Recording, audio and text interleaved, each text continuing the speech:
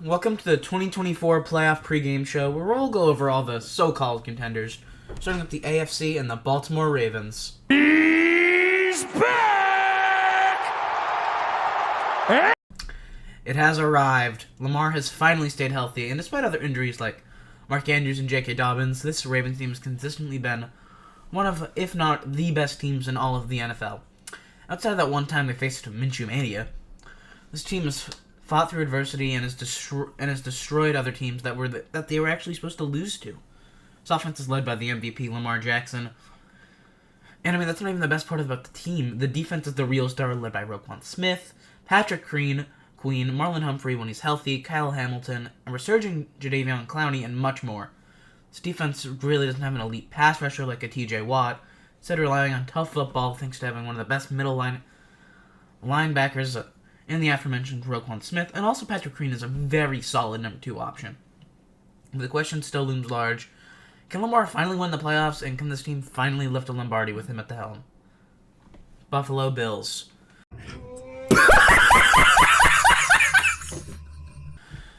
Let me take you back to mid-season. The Bills were playing the Denver Broncos, and everything that could go wrong was going wrong. Bills' defense was injured and also washed. Josh Allen was turning the ball over way too much, and the team was just overall cooked. And it looked like their season was going to end all because of a too many men on the field penalty, but instead they bounced back. With the firing of Ken Dorsey, this offense has been revived, but ironically, Stephon Diggs has been putting up some of the worst stats of his career ever. James Cook has been playing the best football of his career, and the defense, despite the injuries, is playing great. Will Buffalo finally get over the hump, or will they continue to disappoint their fans and give them daily heart attacks? Let's be honest, we all know what's probably going to happen. But with that being said, that jinx is going to make it so Buffalo wins the Super Bowl, because I'm a Patriots fan and I'm not allowed to be happy. Yeah, this team's white hot, and just like all white hot teams, they're either going to burn everything in sight or they're going to end up burning themselves to a crisp. And it fits perfectly with how many turnovers they have. Kansas City Chiefs.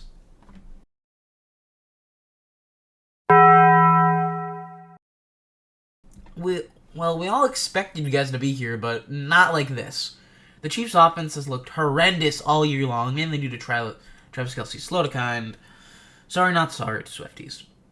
This receiving core has struggled to have hands, mainly Kadarius Toney, and Matt Nagy is just trying to be way too smart at times. And between that and a combination of all that, the Chiefs' offense has just been ugly, despite having the best player in football leading the helm. And now for the defense.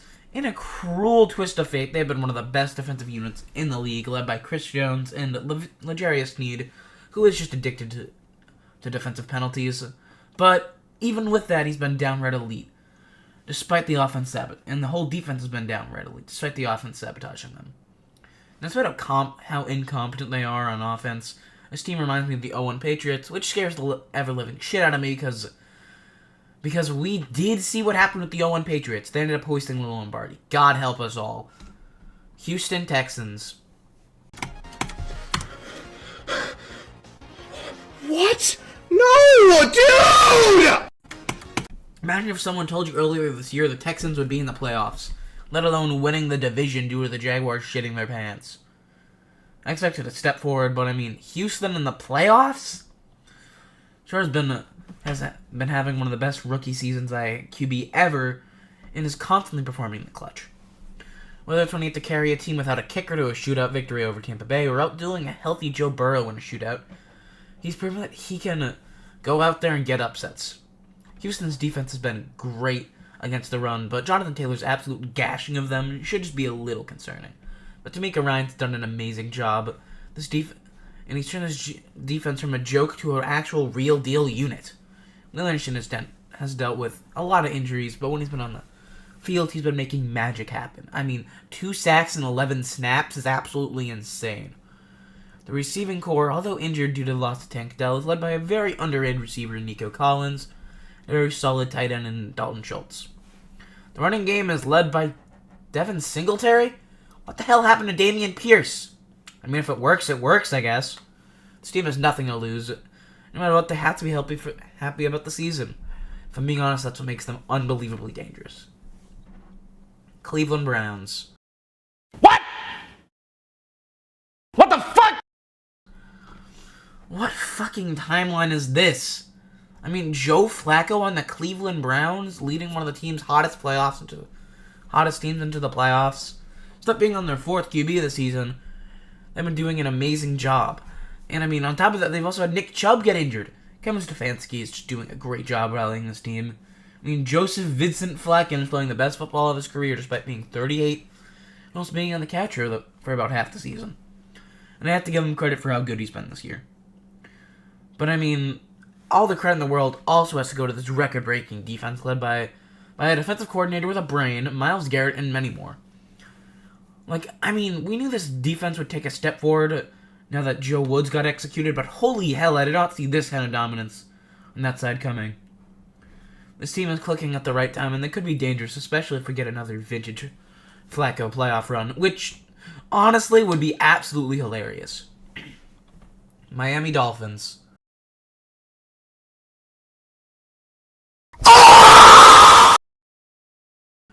But how amazing this offense has been this season. Miami's always reeked of fraudulence. Whether it was getting bitch slapped by the Bills in Week 4, blowing a 14-point lead with 3 minutes left to the Titans in primetime, or the fact they actually choked the AFC title away to a team that had a 14% chance to make the playoffs at midseason. Fucking Miami December football, man. Safe to say this team's looked bad at times. They also have been, this team's looked great against really bad teams, and although they did beat the Cowboys, that also could have just been the Cowboys out frauding them. They were still content with Tua in the bright lights, especially as this is his first playoff game. On top of that, the defense has many injuries killing them. I mean, without Bradley Chubb or Jalen Phillips, this defense is going to be one that's solid to one that could easily choke late in the game. I say that, but Tyreek Hill's going to carry this team to the Super Bowl because he's really goddamn fast. Either that or McDaniel's going to end up vaping his way into another wildcard loss. Pittsburgh Steelers. Chase the Steelers again to the Super Bowl!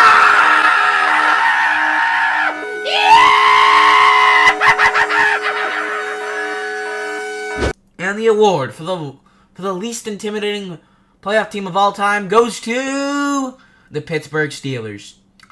I mean, look, the Steelers really should be 7-10, but instead, what can only be called devil magic are 10-7, and they're in the playoffs.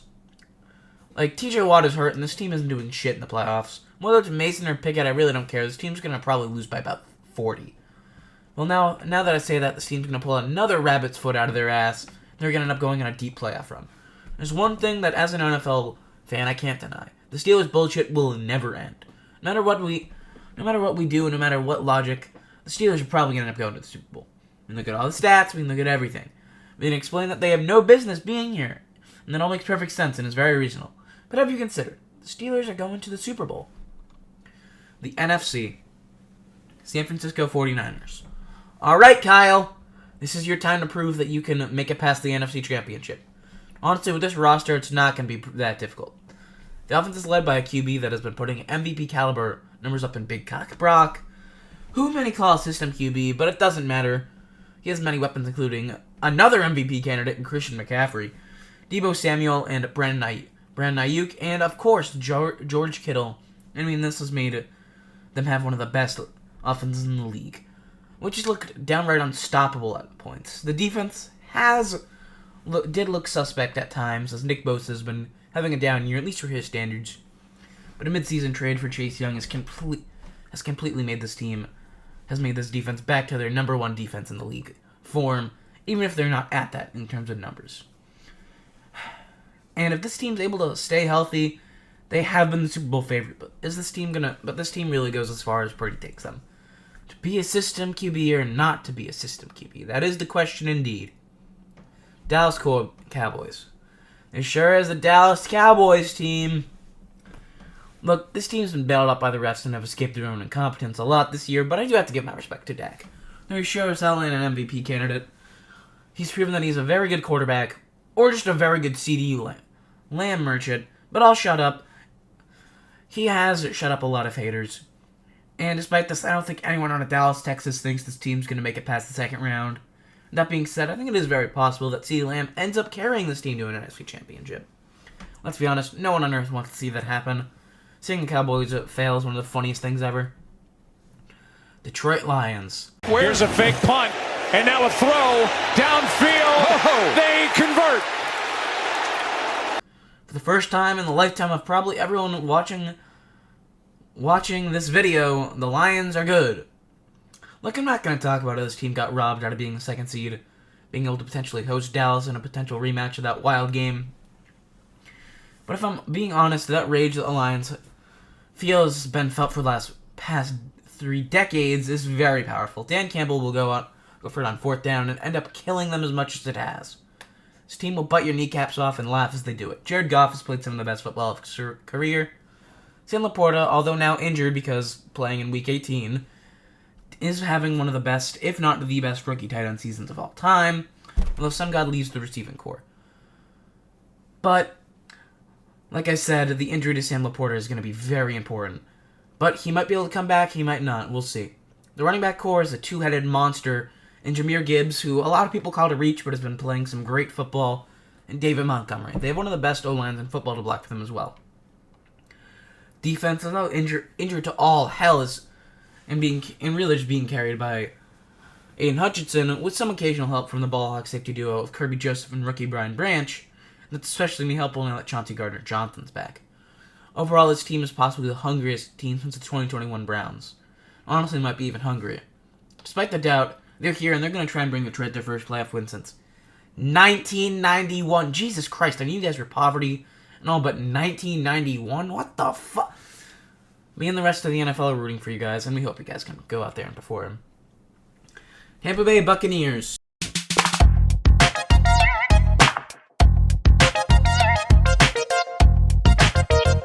Welcome back, Tampa Bay. This is honestly very unexpected. I had this team coming in last, but by the power of Baker Mayfield, they had a better record than they did with Thomas Edward Patrick Brady. Yes, I looked up his full name for this joke. This team's offense has looked very, very suspect in these last 2 games, but overall, it's very, very unlikely this team does anything in the playoffs, outside of maybe beating a giant fraud who we'll get to later. But this defense is very scary, and they are playoff experienced, unlike a lot of the other teams in the playoffs this year. The team's been struggling in the run game all year, but Rashad White has had a very good year as a pass catcher, and he's slowly becoming a mini Alvin Kamara. This team has played ugly all year long, and if it wasn't for being in tank division, no one would certainly be 6-11. But hey, take the hand you were dealt and run with it. Does this team deserve to be here? Probably not. But are they? Yep. Playoff Baker Mayfield, here we come, baby. Philadelphia Eagles. This team has been was almost losing to bad teams, then lost to Zach Wilson's Jets, then got blown up by the Niners and Cowboys. Of course, they lost to 3-12 Cardinals in the Jonathan Gannon Bowl, and then lost to the Giants, who were starting Tyrod Taylor. I forgot he was in the league. I thought he was still recovering from the Chargers' medical staff being dumbasses.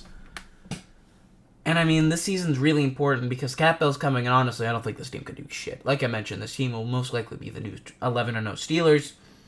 Or maybe this team can find the Super Bowl form and end up making this one of the worst sports takes of all time. And knowing my luck, it's gonna happen. Please God, losing the wild card to tank division, it'd be hilarious. Los Angeles Rams.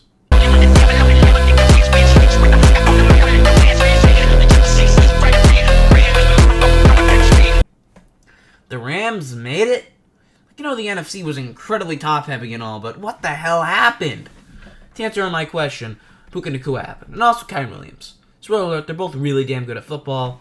In the case of Puka, despite Cooper Kupp having a down season, he's really picked up the slack. Stafford, once again, quarterback's an elite wide receiver season, as Puka's had the best wide receiver season ever, and it's not even up for debate. It literally just is the best. Did I mention he was a 5th-round pick? Same goes for Kyren Williams, who's basically becoming the second coming of Todd Gurley. God help me. And the defense has been suspect as hell, but although the special teams love to let punt return touchdowns happen late in games, Aaron Donald can take over the games at times. Stafford is having one of the best seasons of his career. Honestly, I still can't believe his team made the playoffs, but I guess anything to keep McVay out of the announcing booth would do. This team is the ultimate Super Bowl dark horse. They have the star power, coaching, and experience to end up making a lot of players to end a lot of players' careers with a wild ride. But the question is, can Stafford make past his former team, the Lions? Will Goff get the revenge for the team that got rid of him and called him an ass? Green Bay Packers. You can't keep getting away with it! He can't keep getting away with it! He won't. I'll be honest, I did not see this coming. This team was incredibly young on offense, and Vanilla Joe Barry was just throwing away some of the games this year. Things have been ugly at times, but this team's proven that they can battle the best of the best, and they've been able to even beat the Chiefs and Lions in the prime time. Despite how young and inexperienced this team is, they've performed and lights have shone the brightest. Jordan Love's been getting better and better as the years go on. Overall, watching this team grow and face adversity has been actually pretty awesome. This is a young gun team that's going to be giving it their all to beat the cancer cell that is the Dallas Cowboys. Promise you, Green Bay, every single football fan that's not from Dallas is rooting for you guys to win. Now, just don't do what you did with Aaron Rodgers for so long and disappoint us. Please. And now it is prediction time, and more specifically, jinxing time. Out of the AFC, I have the Cleveland Browns off of Joe Flacco's insanity run. And then the NFC, I'm going with the number 1 seed. I know, basic, in the 49ers, because I just believe the Niners are the best team, and they're going to have more rest than everyone else.